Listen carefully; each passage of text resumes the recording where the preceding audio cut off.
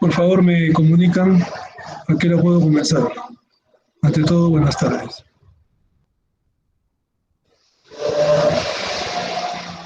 Buenas tardes, doctor. Buenas tardes, doctor. Buenas tardes, doctor. Buenas tardes, doctor. Buenas. ¿Cuánto tiempo tengo para la clase? Le he enviado un mensaje a la señorita delegada, no me ha contestado. 1 hora y media, doctor. 1 hora y media. Perfecto.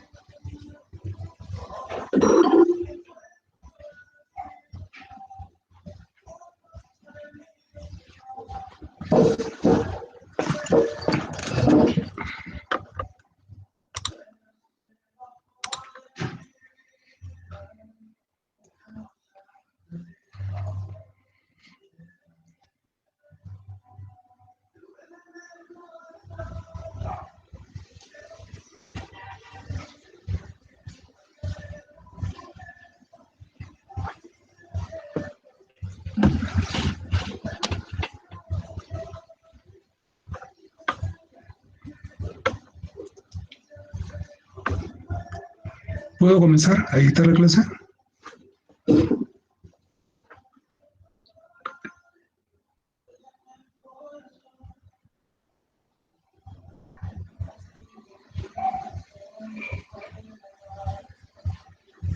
Sí, doctor. Muy bien, voy a comenzar.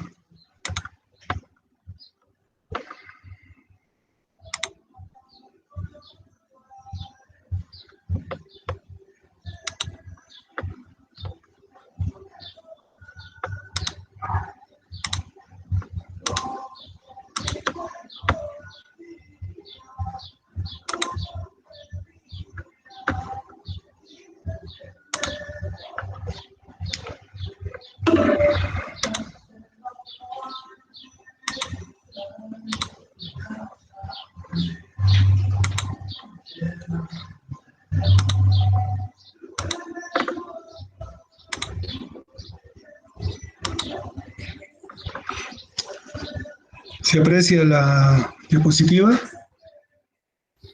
Sí, doctor. Muy bien, vamos a comenzar. Bien, jóvenes, buenas tardes. Eh, Vamos a proceder a dictarle la clase sobre varices. También hay que dictar trombosis venosa. No tengo la relación de las clases, el sílabus. ¿La delegada puede comunicarme eso?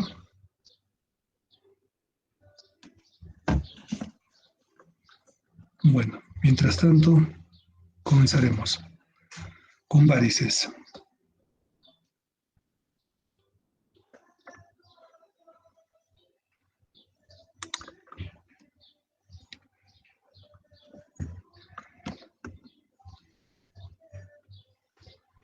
Bien, jóvenes, siempre es bueno un poco de historia.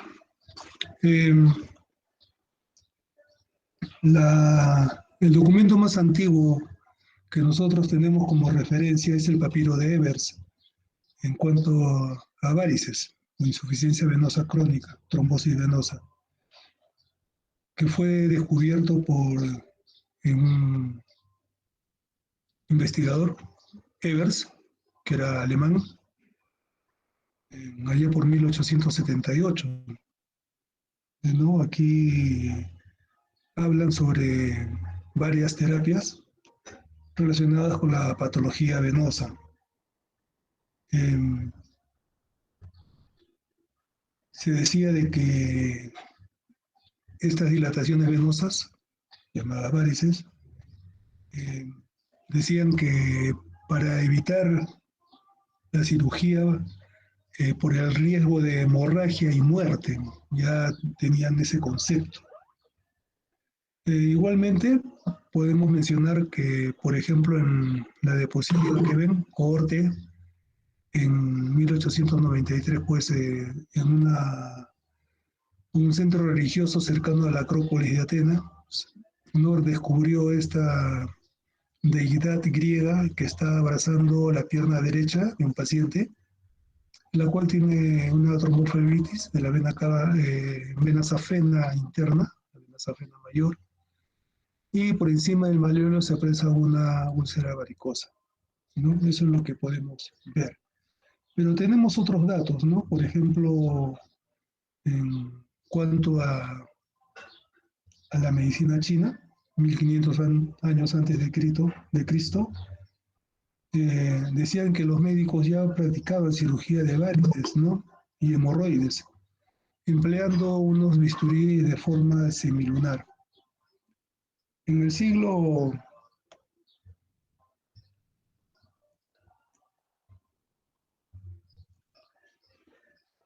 IV antes de Cristo, bueno, aparece pues Aristóteles, quien decía, ¿no?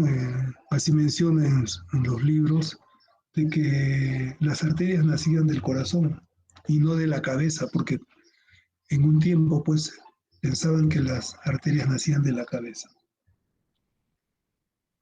Entonces, era algo muy importante, ¿no? A tener en cuenta. Luego, tiempo después, en Kos, que es una isla pequeña que pertenece a Grecia, ¿no? Apareció pues la figura más destacada de la era precristiana, y no era nada más y nada menos que Hipócrates, el cual fue denominado y reconocido como el padre de la medicina moderna. Él separó la medicina de la parte religiosa, ¿no? Entonces, eso fue un hecho muy importante. Luego, podemos también mencionar a Hipócrates, escribió grandes libros, ¿no? 87 libros escribió Hipócrates.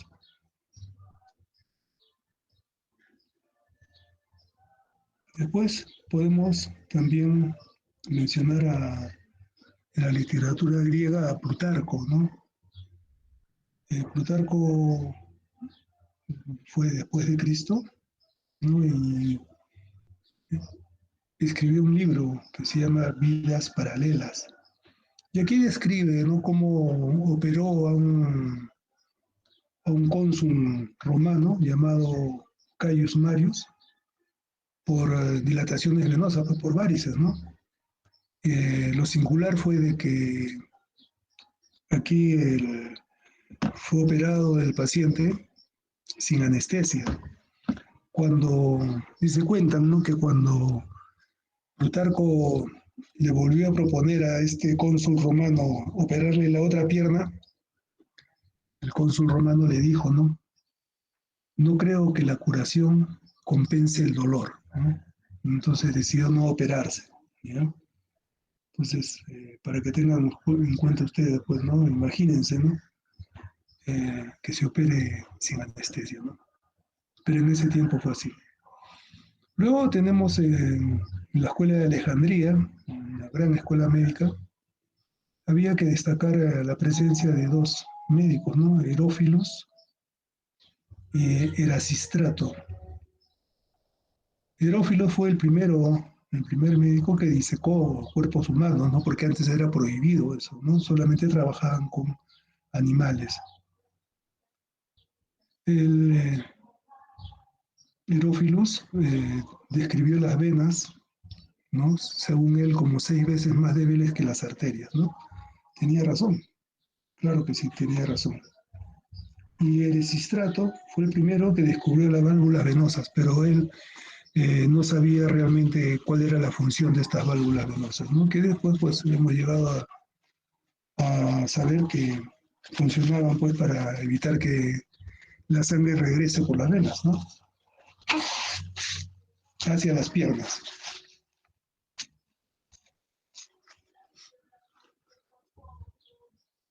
Luego, para seguir mencionando algo de esto, un médico romano llamado Aurelius Cornelius Celsus, fue 100 años después de Cristo, ¿no? Describió diversos procedimientos quirúrgicos, ¿no? Entre ellos la ligadura escalonada de vasos y la venectomía, ¿no? Extrayendo con las venas con unos ganchos. Pero nosotros no podemos dejar de mencionar a Galeno, que sin duda fue el más importante de la época greco-romana. Los conocimientos de Galeno, pues, dominaron por 15 siglos más o menos la parte médica europea, ¿no? Y ya se hacían pues las disecciones en cadáveres, ¿no? Con fines científicos, ¿no? Vuelvo a repetir, antes era prohibitivo. En la Edad Media podemos mencionar a Pablo de Egina, el siglo VII después de Cristo. Él realizó la primera ligadura de la vena safena, ¿no? A nivel del tercio superior del muslo, ¿no? Y extirpaba las venas colaterales. Podemos mencionar a otros, ¿no? Para que tengan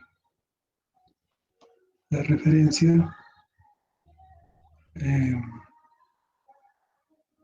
Leonardo da Vinci, por ejemplo, ¿no? Él realizó múltiples disecciones, ¿no? Leonardo da Vinci fue realmente un excelente científico, ¿no? Vesalio también, por ejemplo, ¿no? Él describió las venas, ¿no? Pero quien las describió mucho mejor, tanto las venas como las válvulas que se encontraban dentro y las venas perforantes, fue otro médico llamado, apellidado Canano, ¿sí? Von Loden, un médico alemán, y otro Ambrosio de Paré. Ellos relacionaron las úlceras varicosas con las varices, ¿no? Y establecieron las bases fisiopatológicas del vendaje de miembros inferiores. No los canso más con la parte de la historia, que es muy bonita, la historia de la medicina. Miren, solamente les estoy hablando de la parte de historia de la flebología. También hay historia de la insuficiencia arterial, ¿no? De los aneurismas, ¿no? Algo que es muy interesante, pero requiere tiempo. Y el tiempo es lo que nos falta, ¿no? Muy bien. Entonces, podemos hablar acerca de la angiología. La angiología, inicialmente, jóvenes, englobaba 3 entidades clínicas, ¿no? Las arterias, las venas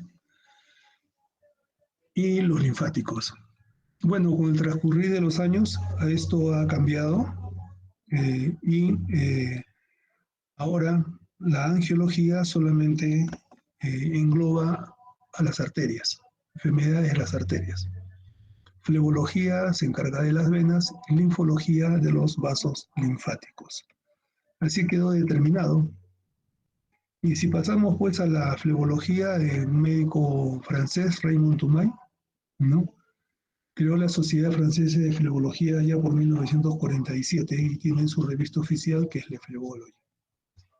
Aquí hacemos un pequeño alto porque eh, es muy importante decirles a ustedes que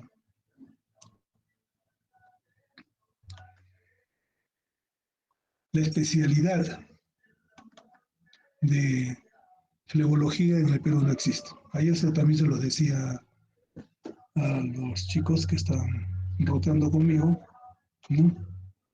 Para que tengan referencia y no pues se confundan con algunos médicos que vienen de Lima a ofrecer eh, cosas que no son ciertas. Muy bien. Vamos a hablar exactamente de las varices, ¿no? Las enfermedades venosas en general tenemos tres grupos, ¿no? Las varices, la insuficiencia venosa crónica y la trombosis venosa de miembros inferiores. Entonces, algo pues que es muy importante es que nosotros en el Perú lamentablemente se hace muy poca investigación y eso es porque lamentablemente las universidades, eh, excepto la Cayetano Heredia, pues no paga a los médicos, no les da una remuneración por investigar, ¿no? Porque para que se enteren, en Cayetano Heredia, que es una universidad particular, pero que está solventada por una fundación inglesa, eso no lo sabían, ¿no? Entonces, tiene la facultad, pues, de, por mencionar un apellido, ¿no? Al doctor Gotuso, le pagan, pues, $10,000 mensuales por investigar, pues. Así, ¿quién no quiere investigar? Gotuso fue mi profesor, ¿no? Entonces, no estoy hablando sonceras. Y es la triste realidad. Acá en las universidades no te quieren pagar ni los pasajes, ¿no? Para que investigues. Pues en la Cayetano Heredia pagan, pues, que es como debe ser en todo el mundo. Así es en todo el mundo. Bueno, entonces, estas enfermedades venosas, este conjunto de enfermedades venosas, irrogan pues a los países una gran cantidad de dinero en presupuesto, ¿no? En el Perú, bueno, si nos ponemos a hablar de presupuesto, nos ponemos a llorar, como le decía ayer a sus compañeros, ¿no? Eh, se gasta ínfimas cantidades de dinero en el sector de salud, también en el sector de educación, ¿no? Hay un dicho que dice así: si tú quieres gobernar en un país, eso está escrito, jóvenes, ¿no? Si tú quieres gobernar en un país, pues no les des salud y educación, ¿ya? Así está escrito.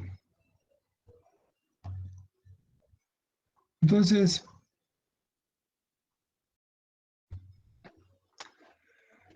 eso es muy importante, ¿no? Y ahí tienen los ejemplos, pues, Venezuela, ¿no? Ahora Argentina está muy mal en estos momentos, no sé si se habrán enterado, ¿no? Pero Argentina está siguiendo los pasos de Venezuela, ¿no? Está terrible, una gran pena, ¿no? Pero bueno, entonces a nivel mundial pues se gasta millones de dólares en las enfermedades venosas. Y pues en el Perú lamentablemente no hay presupuesto que sustente esto, ¿no? Entonces, si nosotros tenemos en cuenta que eh, el Seguro Social tiene entre 10 y 12 millones de asegurados, somos 32 millones, quedan 20 millones en el aire. Algunos me dirán el CIS, sí, pues, pero el CIS solamente está aceptando aproximadamente 4 o 5 millones. Hay 15 millones que no saben qué hacer. Ese es el gran problema, ¿no? Entonces, la cuestión es muy delicada. Las enfermedades venosas, en general, están catalogadas como una enfermedad social. Yo le agrego la enfermedad socioeconómica. Imagínense ustedes, ya en 1933 la denominaron así, pero lo real y concreto pues es que es una enfermedad socioeconómica que afecta al grupo familiar, ¿no? porque basta que una persona, especialmente la abuelita o el abuelito, tengan este problema, ¿no? Entonces la familia va a estar preocupada por ellos, ¿no?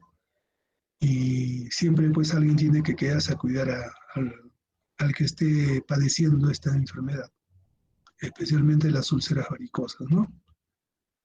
Así es que por eso es una enfermedad socioeconómica. Afecta el bolsillo porque ya también les mencioné el problema sanitario en el Perú. También le pusieron otro nombre, ¿no? A las enfermedades venosas como un nuevo reto internacional. Y eso fue allá por 1966.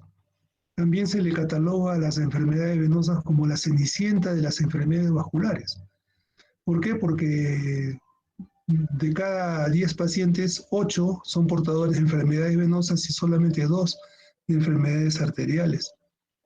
Entonces, a nivel de la especialidad de nosotros, somos pocos los que realmente nos dedicamos a tratar las enfermedades venosas, ¿no? Todos quieren operar corazón, pero lamentablemente también somos pocos los que hemos podido hacer eso, ¿no? Porque hay que tener mucha infraestructura para realizar esas cirugías, ¿no? Y hay que estar bien entrenado. Y lamentablemente, pues, si en el Perú nos pasamos de 100 cirujanos cardiovasculares para todo el Perú, para 32 millones de habitantes, imagínense ustedes, ¿no? Si el 80% están en Lima, peor. Pero muy bien. Entonces, así funcionan las cosas, lamentablemente.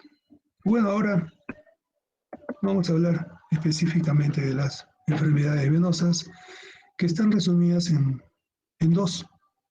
Uno, reflujos y dos, obstrucciones. Los reflujos se refieren a las varices y las obstrucciones a la trombosis venosa profunda. Debo recalcar que además también hay trombosis venosa superficial. Por lo general, ¿no? También se le llama enfermedad tromboembólica, otros dicen tromboflebitis, y cada una de estos dos grupos, tanto las varices como las trombosis venosas, tiene pues complicaciones, ¿no? De las cuales se las menciono, los trastornos tróficos, también llamados lipodermatoesclerosis, la varicoflebitis, la varicorragia y por último pues la úlcera varicosa. En cuanto a las trombosis venosas tenemos las patologías a corto plazo, la embolia pulmonar, la que lamentablemente muchas veces termina en el deceso de la persona, y el síndrome postrombótico, que es la patología a largo plazo en este tipo de enfermedades.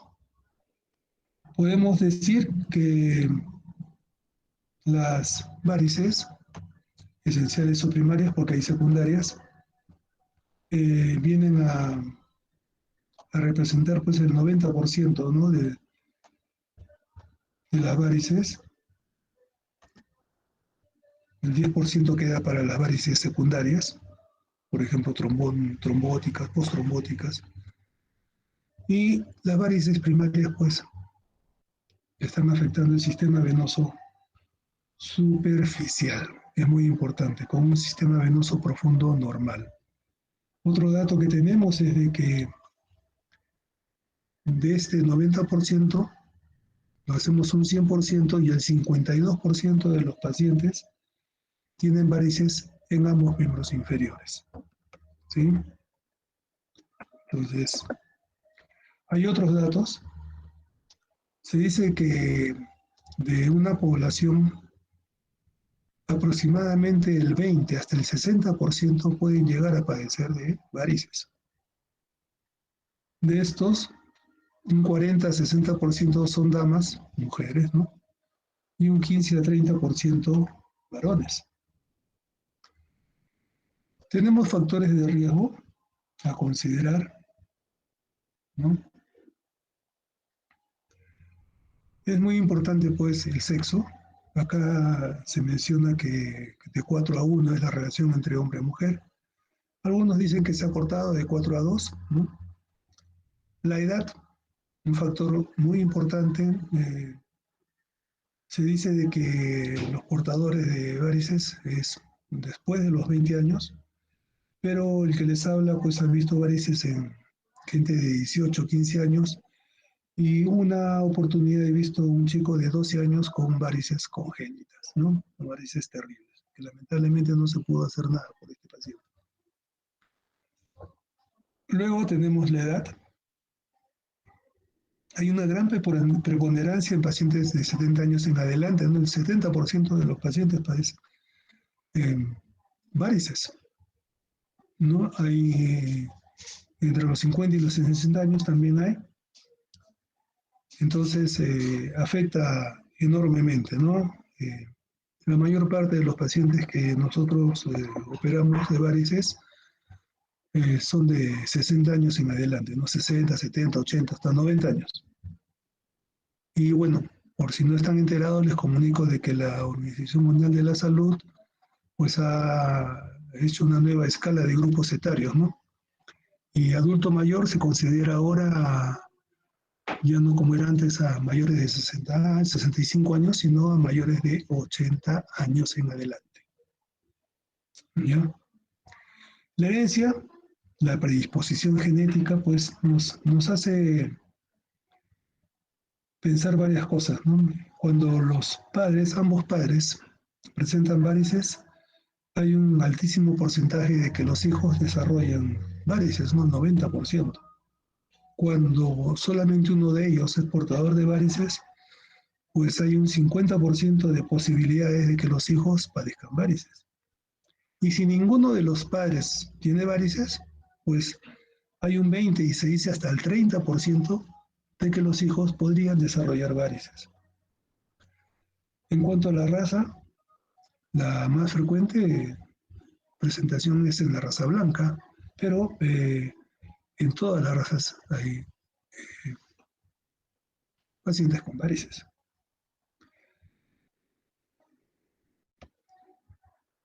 También tenemos los embarazos múltiples, terapia con estrógenos, la obesidad, ¿no? La obesidad es un factor de riesgo alto.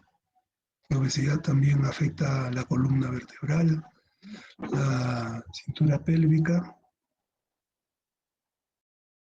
las rodillas y los tobillos.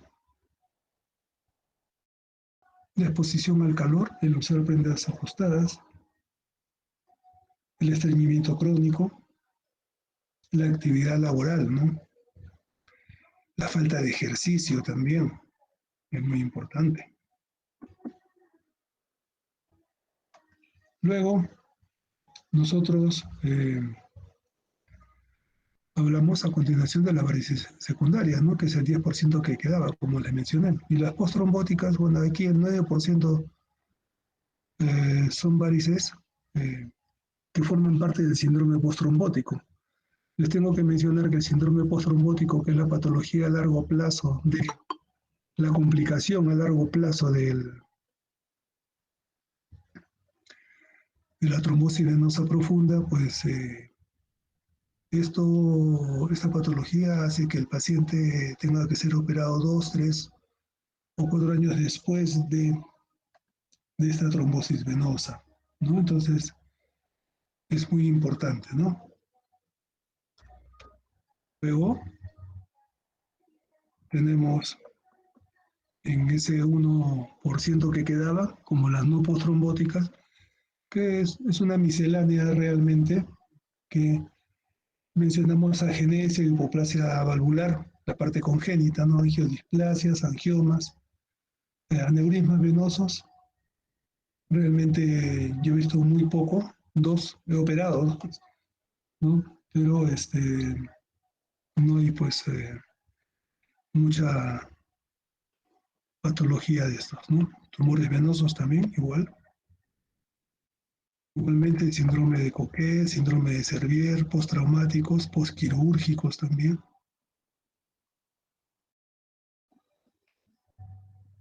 En cuanto a la fisiopatología, nosotros podemos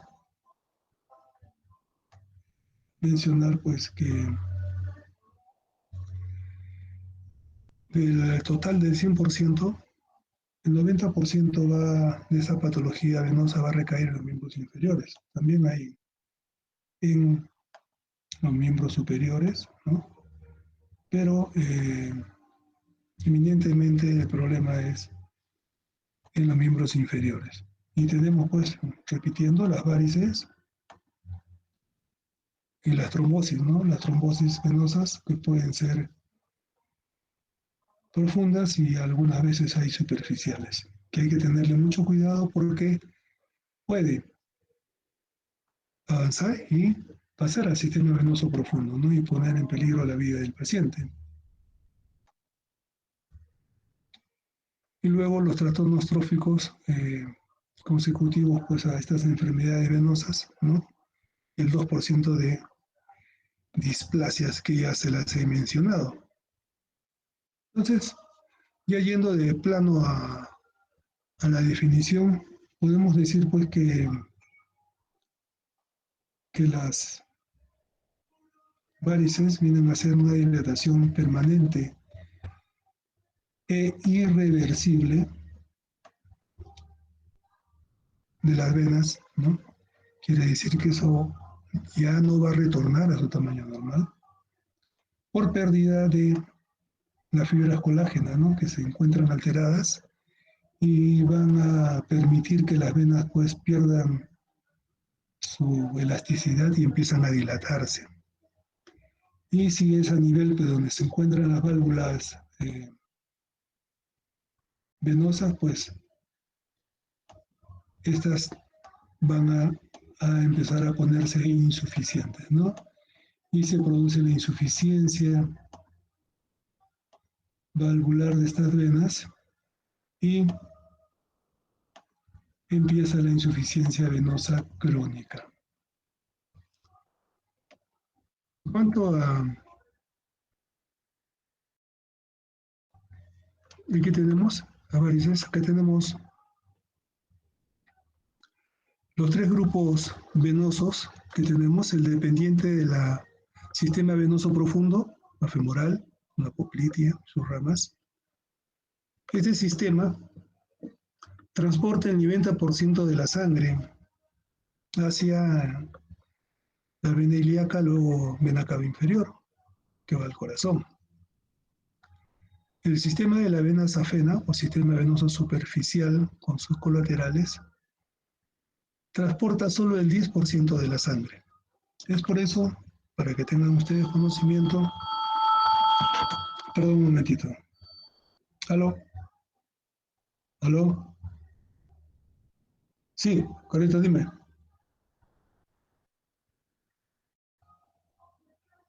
No, hoy día no estoy yo.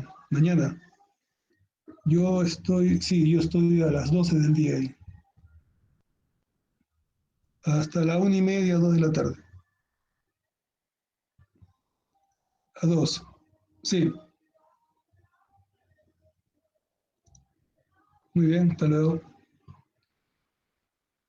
Bien, entonces, ese 10%, cuando nosotros, por ejemplo, operamos a los pacientes de corazón para hacerles bypass, no solamente usamos la arteria mamaria, sino sacamos la vena safena cuando son 2, 3, 4 puentes. Entonces sacamos la safena y sin ningún problema el sistema venoso profundo va a asumir ese 10%. No pasa nada. El tercer sistema es el sistema de venas perforantes o comunicantes, como ustedes lo aprecian ahí, ¿no? Y se dice comunicantes porque comunican el sistema superficial con el profundo. Perforantes porque pasan a través de agujeros fisiológicos, ¿no? Y aquí es donde tenemos a los tres sistemas venosos. En la primera gráfica está el sistema normal, circulación normal, pero ya en la gráfica del centro podemos ver que hay insuficiencia de las válvulas de la safena y empieza a producirse, ¿no? el retorno venoso anómalo, ¿no? Un reflujo.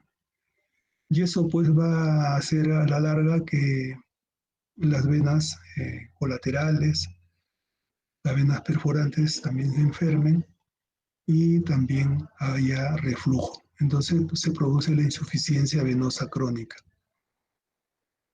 En el tercer gráfico ven también que incluso hay enfermedad en el sistema venoso profundo, ¿no? Y acá la cosa es más seria todavía. Felizmente que esto es muy poco, muy escaso, ¿no? Muy pocos pacientes hacen ese problema. El mayor problema se presenta en la insuficiencia del sistema de esas venas y en la insuficiencia de perforantes. Y son estas venas perforantes las causantes de las úlceras varicosas. Hay un dicho bien clásico que ustedes lo deben conocer, que dice así: muerto el perro, se acabó la rabia, ¿cierto? Pues muy bien, este dicho funciona con las venas perforantes. Si tenemos pacientes con venas perforantes insuficientes, si nosotros no operamos, no cerramos esas venas, pues esas venas van a ocasionar la úlcera varicosa. Entonces cerramos esas venas y funciona exactamente como lo mismo. Muerto el perro, se acabó la rabia. No hay insuficiencia venosa.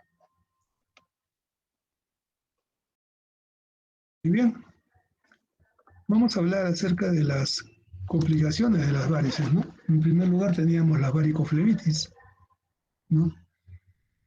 Entonces, aquí también el nombre es tromboflebitis superficial o flebotrombosis superficial. Hay varios sinónimos, pero es lo mismo y no es más que la formación de un coágulo o un trombo, ¿no? Que se localiza en un determinado trayecto, tanto que puede ser de la safena o más que todo de una colateral. Entonces, este coágulo pues, puede incluso crecer, ¿no? La etiología de esto puede ser traumática, ¿no? Eh, Puede ser que un paciente tenga varices y se ponga a jugar fulbito, fútbol, le cae un pelotazo pues y le produce un trombo, ¿no? Eh, yo recuerdo que hace aproximadamente unos 15 años, tenía un colega que jugaba fútbol conmigo y bueno, él jugaba por la Asociación de Padres de Familia, ¿no? La PAFA del colegio de su hijo. Y eh, pues un día jugó, un día domingo, ¿no? Jugaba. Día lunes lo veo yo, le digo, oye, ¿por qué estás cojeando? Ah, me dice que me han pateado, pues jugando, le digo, ten cuidado, pues le digo, no, me he puesto mi diclofenaco y mi Dexa, me dice, por si acaso, por el dolor, pero seguía cojeando, pues, ¿no? ¿Te has vendado? Sí, sí me he vendado. Bueno,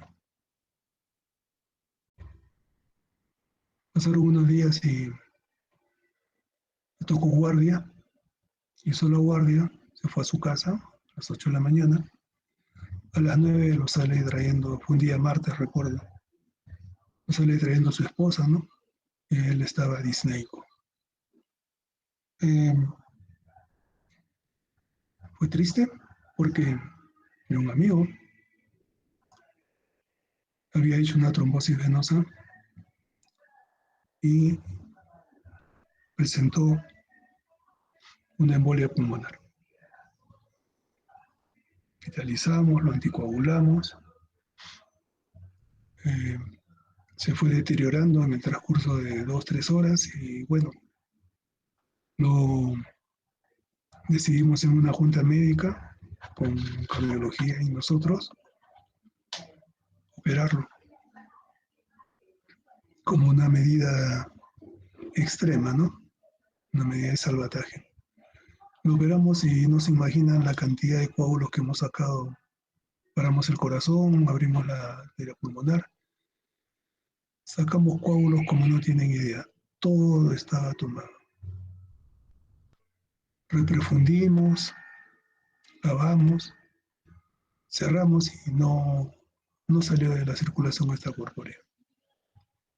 Lo declaramos fallecido a las 3:30 de la tarde de un día martes.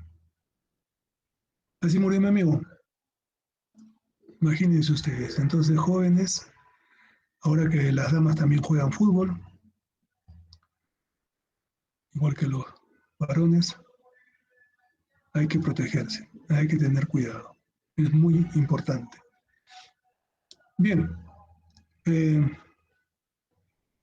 entonces traumatismos, la escleroterapia, la que les mencionaba al inicio, algunos médicos que vienen de Lima a hacer este procedimiento, pero vienen solamente con el afán de lucrar, ¿no? Porque le hacen a todo el mundo. Y lamentablemente la escleroterapia tiene sus indicaciones que se las voy a decir un poquito más tarde.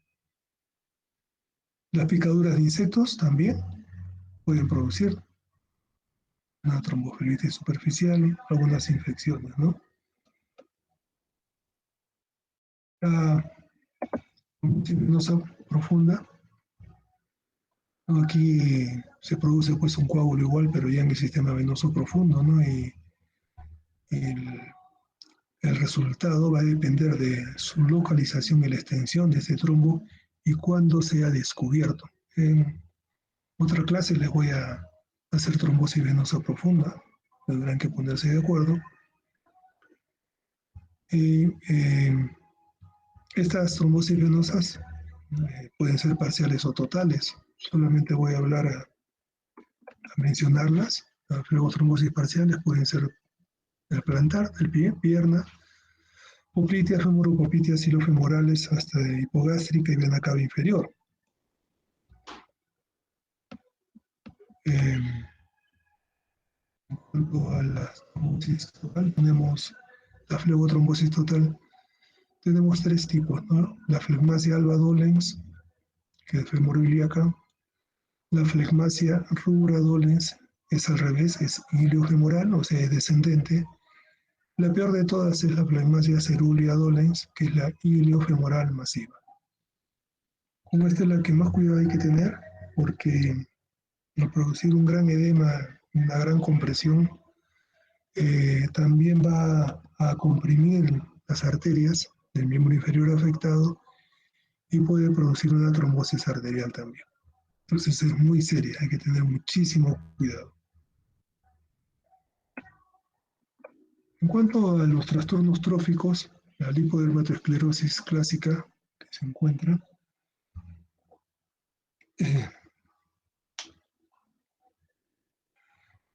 esto es pues secundario a la insuficiencia venosa crónica, ¿no? Aquí se dice de que la lesión del endotelio, ¿no?, va a hacer que fluya hacia el sistema retículo endotelial pues líquidos, proteínas, y esto va a generar edema en la pierna, ¿no? Por lo general en la pierna y en el pie del paciente. Y esto pues se hace más ostensible al final de la tarde, en la noche, cuando el paciente o la paciente llegan de estudiar o de trabajar. Hay personas que trabajan en 2, 3 sitios, ¿no? Entonces, pues sienten adormecimiento, calambres, sienten pesadez en las piernas, en el pie. Y esto pues sigue aumentando mientras el paciente o la paciente no acuda a un centro hospitalario. Al ir progresando, va a llegar un momento en que también los hematíes van a pasar por ósmosis y lamentablemente pues en el sistema retículo endotelial no viven los hematíes. Eclosionan, hacen pum, como yo digo, y se liberan las sustancias de desecho que se estaban transportando hacia el corazón y luego al pulmón, especialmente la hemosiderina. Esta hemosiderina pues lamentablemente va a hacer que la piel del paciente en ese tercio inferior de pierna afectada empieza a cambiar de color. Empieza a cambiar de color y además se producen otros trastornos a nivel linfático, a nivel de fibroblastos. Entonces se empieza a formar una fibroesclerosis, que es lo que, si ustedes han apreciado en algunos pacientes, han visto, o en algún familiar, la piel se torna gruesa, como acartonada, y aparte de oscura, ¿no? Y conforme pasa el tiempo, pues la cosa es más seria, ¿no? Yo he recibido un paciente hace algunos años, procedente del Cusco, que era un célebre fotógrafo de Cusco, ¿no? Y, y que pues lo mandaron porque fue muy particular, ¿no? Porque estaba con la pierna, pues, pierna derecha totalmente negra e inflamada, ¿no? Y dijeron, no, usted lo tienen que amputar. Así es que eh, nosotros, pues, bueno, lo vimos, lo hospitalicé y le dije que no iba a perder la pierna, ¿no? Pero sí que requería un tratamiento urgente, antibióticos, antiinflamatorios. Disminuyó el edema y se procedió a operarlo. Se realizó una cirugía de varices como una cirugía de Linton para ligar a las venas perforantes que estaban insuficientes.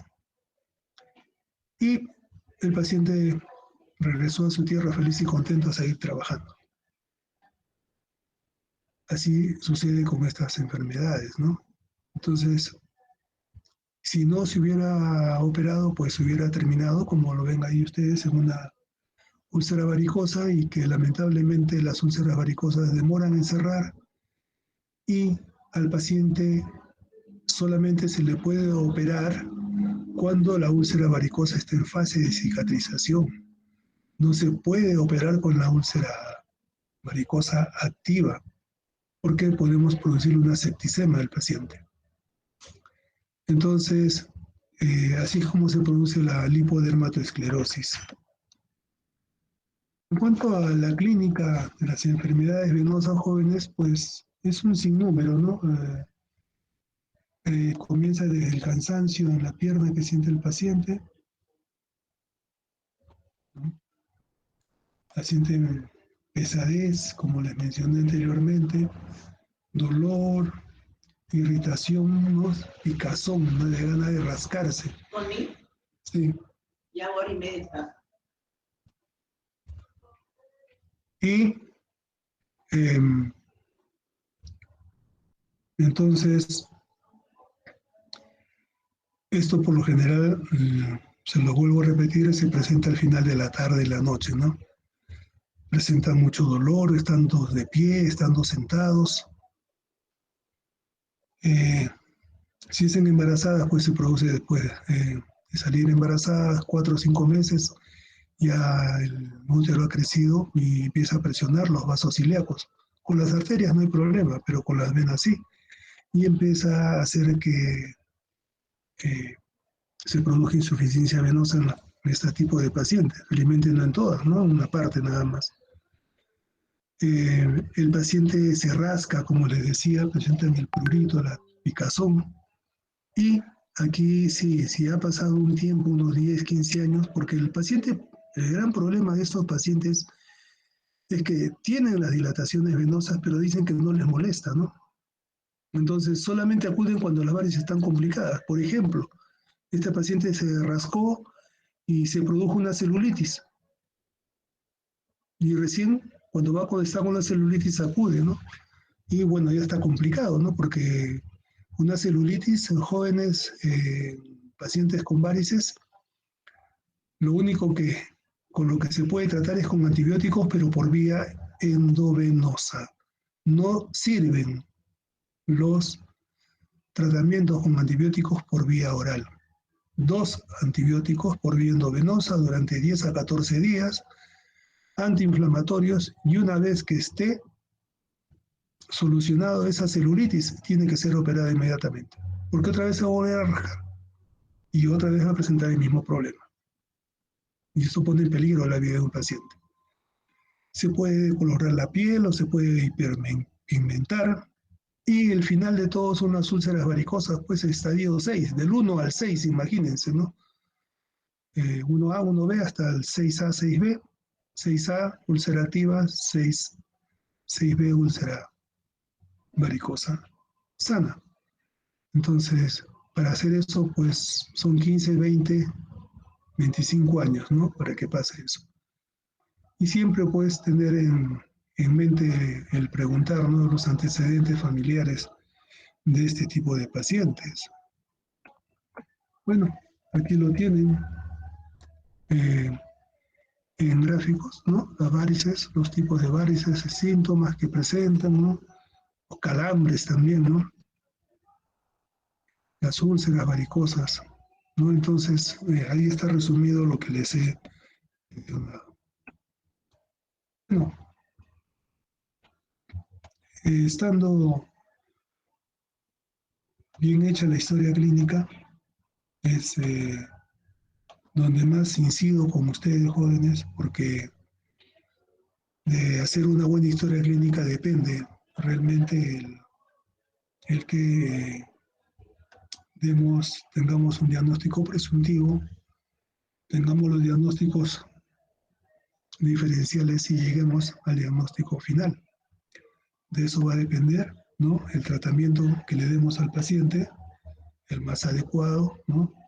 Podemos incluso hacer una clasificación y evaluar pues el resultado del tratamiento y cuál es el pronóstico de este paciente. Le menciono una cosa, y ustedes también deben haberlos escuchado, se los deben haber dicho. ¿Para qué se va a operar de varices si les van a volver a salir? Lamentablemente eso no es cierto, ¿no? Lamentablemente la gente se equivoca. Existe un tipo de varices que son llamadas las varices difusas, en las cuales el paciente portador de este tipo de varices pues debería pagársele para que nosotros enseñemos en él, ¿no? Todos los tipos de varices, porque la verdad es esa, ¿no? Entonces, pues todos los tipos de varices no se operan, ¿no?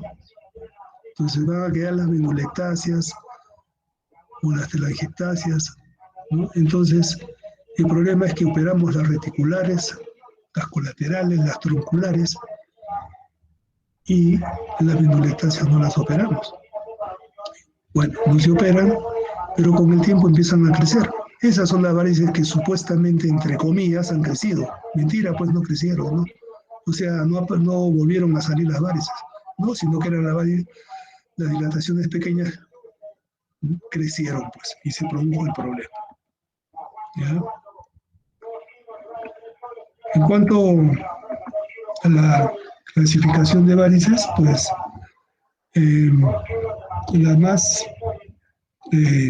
hay un sinnúmero de clasificaciones.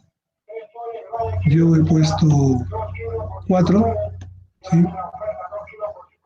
Y para mí son los más importantes. Una, el criterio morfológico o anatómico, ¿no? Los tipos de varices. 2, el criterio etiológico, su causa. 3, el criterio clínico, el cual a su vez se divide en 2, en la clasificación de Hash y la clasificación de Whitmer. Y por último, la clasificación SEAP, que es la que realmente engloba a todas las clasificaciones, es la mejor. Entonces, pasaremos a describir las varices según el criterio anatómico o morfológico, ¿no? Y tenemos en primer lugar las telangiectasias, ¿no? Que llegan a medir, a otros le dicen telangiectásicas, por si acaso, llegan a medir hasta 1 milímetro de diámetro, ¿no? Como las ven ahí, ¿no? Hay muchas personas, especialmente damas, que tienen este tipo de varices, ¿no? Y estas varices sí califican para hacer escleroterapia. Para escleroterapia son las telangiectasias, las menulectasias. Reticulares también puede ser.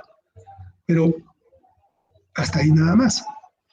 Donde se puede hacer esclerosis, ¿no? Yo hago esclerosis de eso, pero yo soy muy estricto, ¿no? Para realizar la escleroterapia a un paciente. Nunca calificar. El que no califica, lamentablemente no lo hago, ¿no? Me dicen, doctor, pero le voy a pagar. Sí, pues, lamentablemente no, señora, porque después va a venir y va a decir que no, que el tratamiento fue mal hecho, que por acá, que eso, que lo otro. Y no es así. Por eso que yo escojo mis pacientes y nunca he tenido quejas, gracias a Dios. Entonces, pero hay un problema, ¿no? Vean ustedes la localización de esas telangiectasias que están en la parte posterior del muslo, especialmente.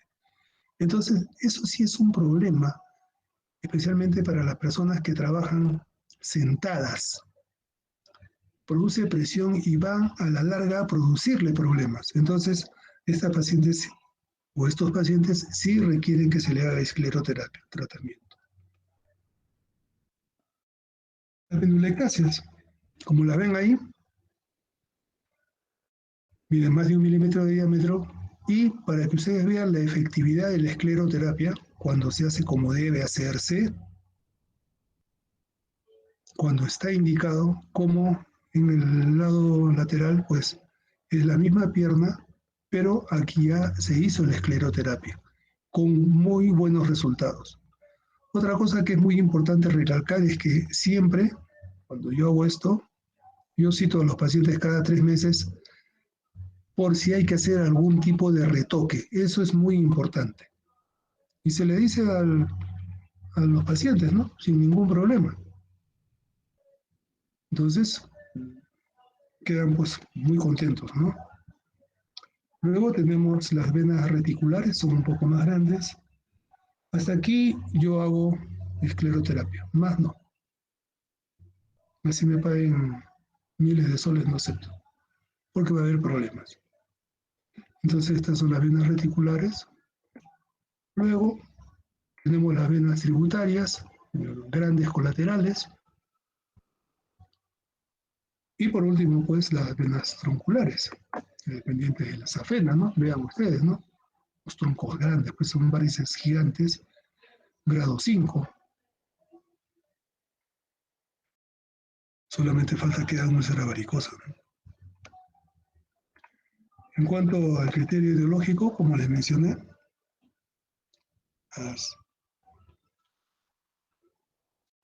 el factor hereditario, varices esenciales o primarias y las varices secundarias como consecuencia pues, de trombosis venosa profunda, traumatismo, compresiones, tratamientos quirúrgicos o la escleroterapia, como ven ahí, bien claro dice, ¿no? Escleroterapia. En tercer lugar tenemos el criterio clínico, ¿no? Y tenemos en primer lugar la clasificación de Hash, que es para insuficiencia venosa de safena. ¿No? Aquí, más que todo, la incompetencia de la safena, ¿no? Mayor y menor. Cualquiera de las dos, estadio 1 al estadio 4. Comienzo al revés, estadio 4 del pie, estadio 3 va por sectores, ¿no? Por encima del malleolo del tobillo, está por debajo de la rodilla, y así va subiendo, ¿no? Entonces, son los 4 estadios. El criterio de Whitmer, más que todo es para insuficiencia venosa crónica, y aquí tenemos 3 estadios. El primero es la famosa corona flebectásica, que se forma alrededor del tobillo, por eso le dicen corona flebectásica plantar, y que no es más que la formación de telangiectasias, venulectasias, que hacen pues una corona alrededor, ¿no? Por eso le dicen corona flebectásica, porque es causada por las venas que se forman ahí. El estadio 2 es los cambios tróficos, la hiperpigmentación, bueno, la lipodermatoesclerosis en general, que ya les mencionamos. Y el último estadio, pues la úlcera varicosa, ¿no? La famosa úlcera varicosa, que puede estar curada o activa. Entonces, esa es la clasificación de Whitmer. Luego, pues pasamos a la clasificación CEAP.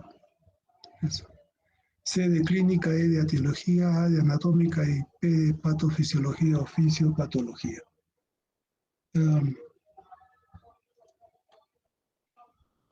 La clínica, que puede ser asintomática y sintomática.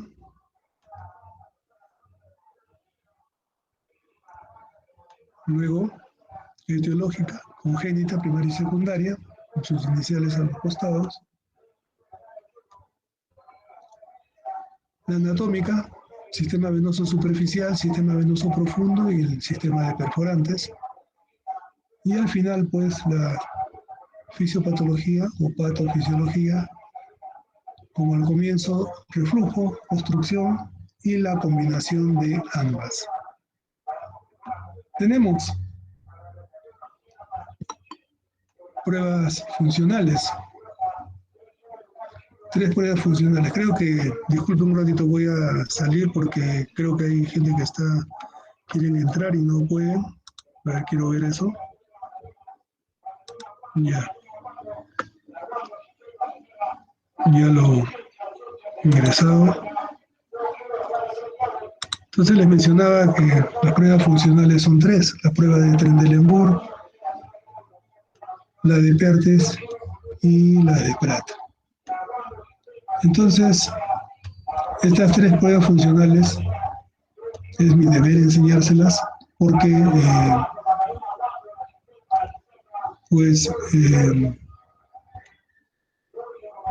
antes eran muy importantes, ¿no? Pero con el advenimiento de las nuevas ayudas diagnósticas, llámese Doppler, ecodoppler, Doppler color, realmente desde hace algunos años, 10 años por lo menos, han quedado de lado y prácticamente no se realizan. Pero como les mencionaba al grupo de alumnos que está rotando conmigo, es necesario porque pueden no tener el privilegio de estar trabajando en un hospital, pueden estar lejos y en el cual no hay Doppler, entonces tienen que realizar esas pruebas para hacer su diagnóstico. Esa es la razón. Comenzaremos con la prueba de Trendelenburg, que preferentemente se lleva a cabo para explorar la insuficiencia del ostium de la safena, ¿no? Que es la válvula que está a 2 centímetros aproximadamente antes de que llegue la vena safenal a la vena femoral, donde drena. Entonces, y también la usan para ver si hay insuficiencia o no de las válvulas perforantes. Pero para eso es la otra prueba. Pero vuelvo a decir, es preferentemente para la insuficiencia del ostium de la safena. Entonces, lo que se hace es, con el paciente con paños menores, ¿no? Sea hombre o mujer, se le hace recostar en la camilla, ¿no? De cúbito dorsal, se eleva el miembro inferior a un ángulo de 45 grados y se coloca un lazo en la raíz del muslo o en la región inguinal. Luego lo hacemos que se ponga de pie, ¿no? Y se retira el lazo. Se considera positiva la prueba si se llena rápidamente la safena, ¿no? ¿Por qué? Porque al quitar el lazo, pues si la válvula del ostial está insuficiente, pues la sangre rápidamente va a retornar por la safena, porque está insuficiente. Y es negativa cuando el llenado es lento, ¿no? Algunos lo catalogan también como positiva para insuficiencia de perforantes y después de 35 segundos se produce un llenado de colaterales, ¿no? En la pierna especialmente. En cuanto a la prueba de Perthes, esta es para ver la circulación profunda, ¿no? Cómo está. Igualmente se le hace recostar al paciente sobre la camilla, se eleva la pierna en 45 grados, se coloca en la raíz del muslo un lazo y se le hace caminar por lo menos durante 1 minuto. Se considera positiva si aumentaron las varices, ¿no? Y negativa si estas desaparecieron. En cuanto a la prueba de Pratt, esta es exclusiva para la insuficiencia de venas perforantes. Se colocan torniquetes múltiples, 3 en la pierna, 2 en el muslo. Se le hace levantar la pierna, un lazo en la raíz del muslo y se le hace poner de pie. Se considera positiva la prueba cuando hay reflujo, ¿no?, del sistema venoso profundo al superficial. Quiere decir que las venas perforantes son insuficientes. Y así pues, terminamos con estas pruebas. Y llegamos a lo que más les gusta, el tratamiento. El tratamiento, pues, médico no existe, jóvenes, eso que quede bien claro, médico no existe. Que podemos tomar medidas generales, ¿no? Dieta, si el paciente es obeso, que haga ejercicios físicos, ¿no? Eso es importante. Controlar comorbilidades, ¿no? Pero el tratamiento médico no existe. El tratamiento es quirúrgico. Entonces, desde el tratamiento clásico hasta el láser, vamos a pasar a través de ellos. El clásico es hacer una safenectomía, ¿no? Y luego, pues, tenemos también microcirugía, hacemos pequeñas incisiones, o sea, el tratamiento combinado es ese, hacer la safenectomía y las colaterales, pues, con pequeñas incisiones, ese es el tratamiento combinado. Si el paciente tiene insuficiencia venosa crónica, hacemos la safenectomía, microcirugía con pequeñas incisiones, y también podemos hacer lo que se conoce como cirugía de Linton, ¿no? La cirugía de Linton es para solucionar el problema de la insuficiencia de perforantes, especialmente en el tercio inferior de la pierna del paciente. Estas cirugías no son rápidas, estas cirugías demoran, ¿no? El promedio son 2-3 horas, a veces hasta 4 horas, depende de la cantidad de dilataciones venosas que tenga el paciente y el grado de complejidad que también lo tenga. La videoendoscopía se empezó a realizar hace más o menos 10 años, pero no tuvo éxito, es muy poco el espacio en el que se puede trabajar y lo que trajo fue más complicaciones. Entonces no se dejó de hacer. La escleroterapia, como les dije, en la clasificación del 1 al 6, solamente tenemos para 1A, 1B y 1C. 2B ya no porque, perdón, 1A, 1B, 2A, 2B. La 2B ya no porque la 2B tiene insuficiencia de perforantes. Tendríamos que operar primero las perforantes, ¿no? Ligarlas para poder hacer escleroterapia. Eso es muy importante.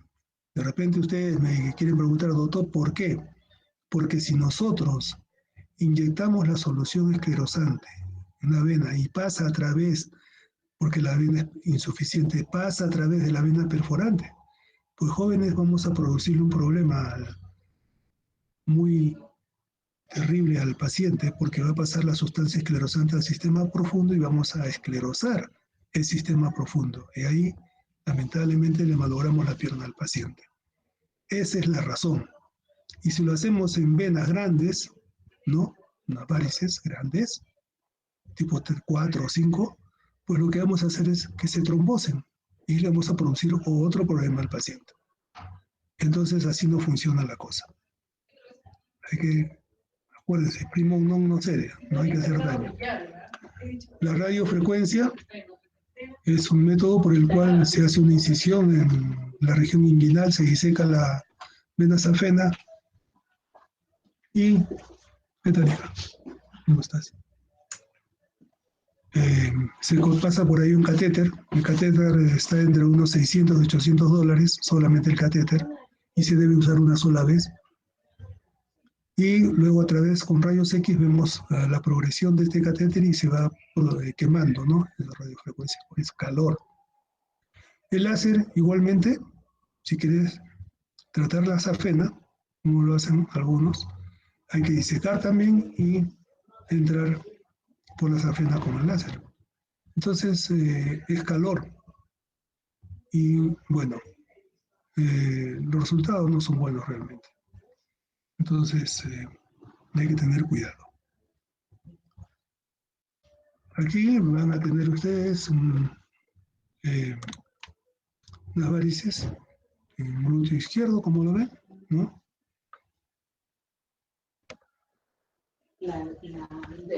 Luego, tenemos las varices vulvares, muy bien.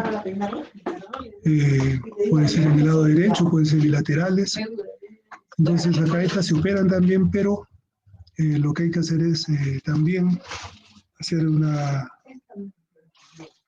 colocar unos coils, es para que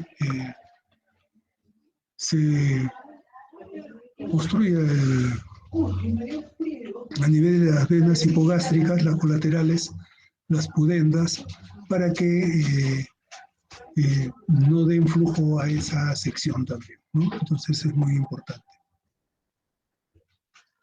El mapeo o cartograma, como se marcan, bueno, yo lo marco de otra manera, como aquí. Yo lo hago con puntos, es el sistema Safena, miren cómo está, complicado este paciente, no es tan simple.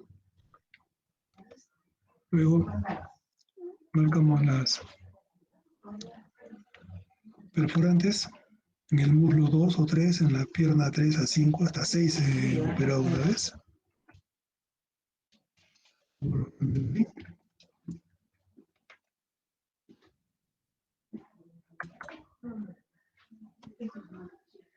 Vean ustedes. Se procede a, sobre el malleolo interno, a disecar distalmente la vena safena, ¿no?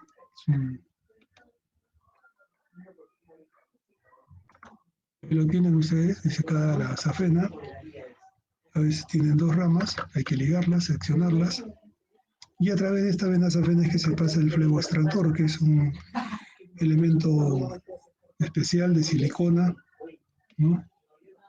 Muy suave. Esta es la región inguinal, la miembro inferior izquierdo, igualmente. Y hay que ligar algunas colaterales. Y aquí el paciente ya operado, como ven ustedes, colocamos uno o dos puntos nada más, la mayor parte. En la región inguinal hacemos una cirugía, utilizamos vitril en 3 planos y con sutura intradérmica, entonces no se realiza ninguna extracción de punto ahí. También sí hay que tener cuidado con los hematomas, hay que hacer una compresión de 10 minutos como mínimo, a veces se requiere más, ¿no? Entonces los hematomas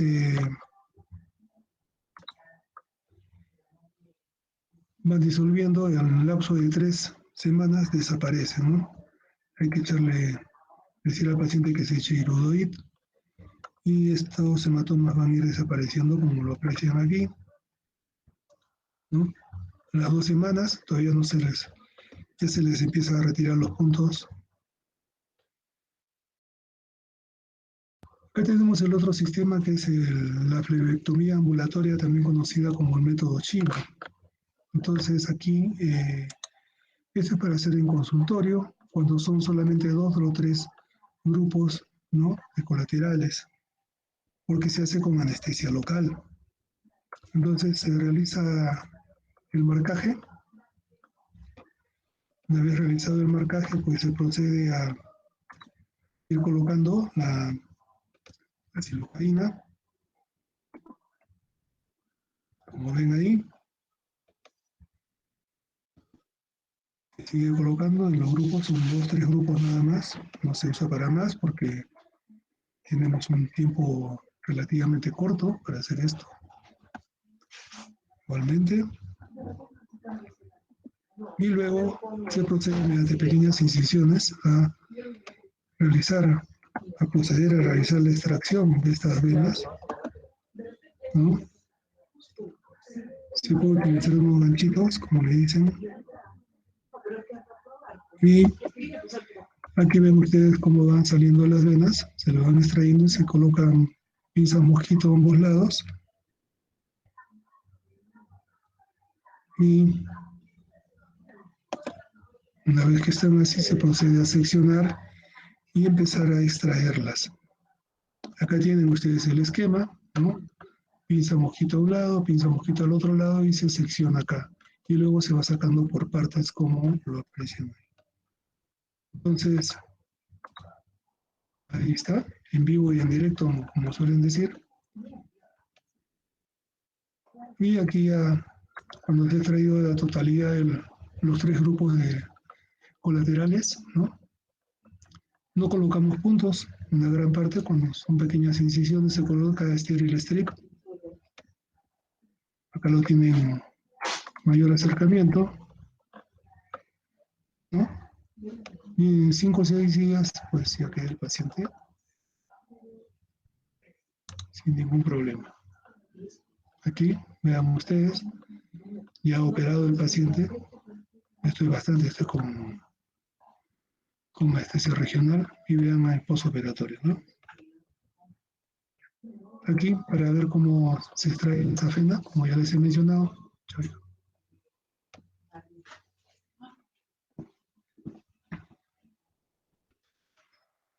Lo que fue la videoscopía, cuando se intentó, pero lamentablemente los resultados no fueron buenos. Y bueno, jóvenes, especialmente las damas, si quieren tener unas piernas bonitas, pues hay que cuidarse. La prevención es de gran importancia. Entonces, hay un dicho también que dice que no es necesario tener varices para proceder a usar medias para varices, ¿no? Yo uso medias para varices para operar corazón, porque se demora varias horas, 6, 8 horas. Entonces, pueden usar medias para varices sin ningún problema. Hay de mediana, de baja, de mediana y alta compresión. La de baja es de 10 a 20, la mediana de 20 a 30 y la de alta es más de 30 milímetros de compresión. Muy bien. Jóvenes, eso sería todo. Y la señorita delegada, ¿tengo que dictarles otra clase o no?